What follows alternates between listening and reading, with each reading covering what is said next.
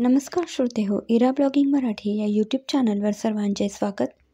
श्रोते हो, आज आपण ऐकणार आहोत नणंद भाऊजाईची अनोखी कथा, हिला सासरी पाठवा, भाग दुसरा. आई, प्रतीक बोलला का ग त्या अनुशी? फोनवर रडत स्मिता विचारत होती. काल माझ्यासमोरच बोलत होता, पण ती ऐकते का कोणाचं? ती काही तुझ्यासारखी नाही ग, कुंदाताई तिची समजूत काढत म्हणाल्या. माझंच नशीब खोटं ग, लग्नानंतर ना सासर आपलं झालं ना माहेर आपलं राहिलं. मी तरी काय बोलू, आता घर तिचं, नवरा तिचा, हुकूम तिचा, कुंदाताई सुस्कारा सोडत म्हणाल्या. कोणाशी एवढं गुलूगुलू बोलते आहेस? पाठून सासूबाईंचा आवाज येताच स्मिताने पटकन फोन ठेवला. तुला मगाशी चहा करायला सांगितला होता ना? वाजले बघ किती, चिडून नीताताई म्हणाल्या. 4च तर वाजले आहेत, 3 वाजता तर जेवणच झाली ना? स्मिता कशीबशी म्हणाली. जास्तच उलट बोलायला लागली आहेस. आणि यावेळी तुझ्या माहेरच्यांनी पण तुला ठेवून घेतले नाही वाटतं. गेलीस काय, आलीस काय? कुत्सितपणे हसत त्या म्हणाल्या. त्यांचे बोलणे ऐकून स्मिताला अणू आठवली. 6 महिने होताच घरावर आपला हक्क दाखवणारी, आणि ती लग्नाला 6 वर्ष झाली तरी घाबरून इथून पळ काढणारी. उभ्या उभ्या तंद्री लागली का तुझी?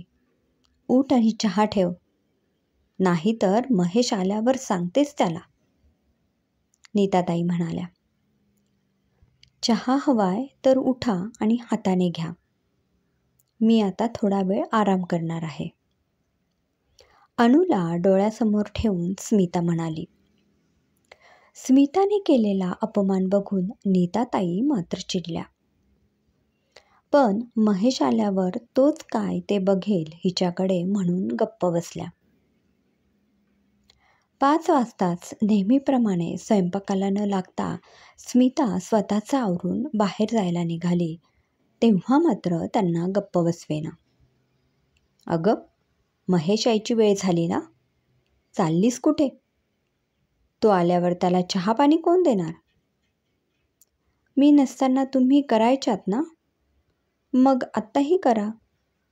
मी जरा खरेदी करून येते. चप्पल घालत स्मिता घराबाहेर पडली सुद्धा. दुपारी अचानक तिच्या मनात एक विचार चमकून गेला होता. तोच विचार अंमलात आणायला ती बाहेर पडली होती. ही वेळ आहे का घरी यायची? महेशने रागात विचारले.